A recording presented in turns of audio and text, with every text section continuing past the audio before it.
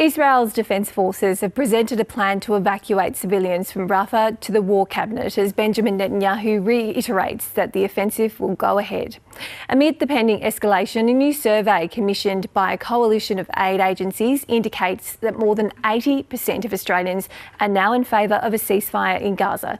Joining us now is Oxfam Australia Chief Executive Lynn Morgaine. Great to see you, Lynn. Hi. Pretty unequivocal, your results here. Take us through them. So essentially what this shows is that the support for a ceasefire continues to grow. We're now over 80% of Australians urgently want a ceasefire. And I think this is an indication that people really can't tolerate what they're seeing on their screens, and neither should they.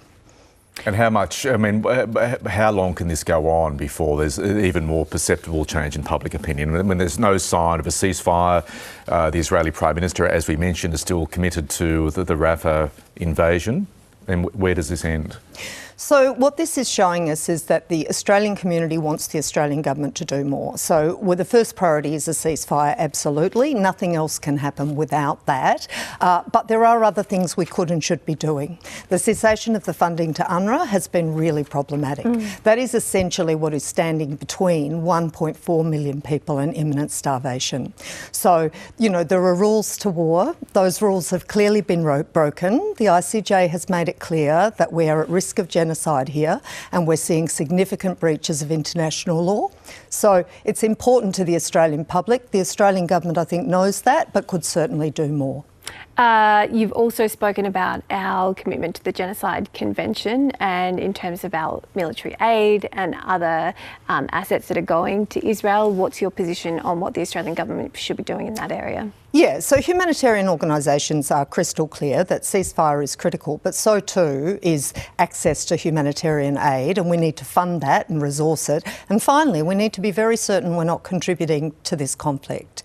And that takes us to the place of arms sales. And whilst we may not be selling particular weapons of war, we're absolutely involved in that trade. And I think Australians are very conscious of that and would like to be very certain that we're on the right side of the ICJ findings. Right. Just on that, and I'm quoting from your release here, the government should also ensure Australia is complying with the Genocide Convention. Are you saying Australia is not complying with the Genocide Convention?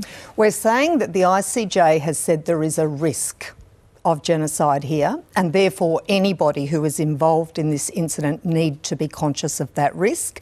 The risk arises because of the breach of international humanitarian law, and we do think Australia could do more and could be more strenuous in our efforts to ensure that those laws are adhered to during this terrible conflict. What do we know about the shortage of food and aid, especially in Rafah at the moment, Lynn?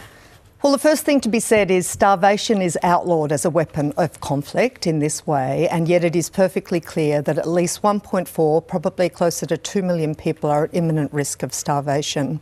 This is where the UNRWA issue is so important. UNRWA is essentially responsible for the distribution of that food. They have been historically for a very long time, predates this conflict. So we have a population that's been forcibly moved, that's without food, water or shelter or access to health care, and a government threatening invasion. So clearly the consequences are likely to be most dire. But UNRWA is investigating those allegations that a few of its staff members, or more than a few of its staff members, took part in the terror attacks on October the 7th. So that, I guess that needs to play out, or what's Oxfam's position? Well, that's a disturbing situation insofar as we haven't yet seen any evidence for those claims. So whilst UNRWA moved quickly to ensure that they did investigate and they stood down, UNRWA employs almost 30,000 people. Yep. So we need some context here. But essentially, as it stands today, there has been no credible evidence brought forward of those allegations. So we're still waiting, and it's very important when the life of 1.4 million people rests on this decision that we get it right. We can't afford to be hasty. Yeah, and lost in the mix here, let's not forget there are 130-odd Israeli hostages being held by Hamas. A ceasefire deal would involve them being returned to their loved ones as well?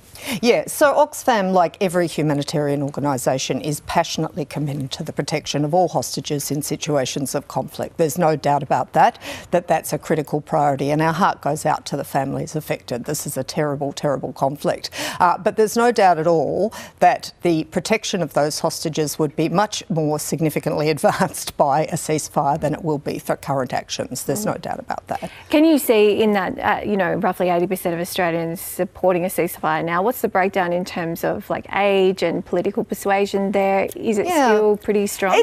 Look, it's right across the spectrum. The Labor voters are slightly stronger in their support than coalition voters, but by and large it's a very strong support. You won't be surprised to know that the support is greatest amongst young people.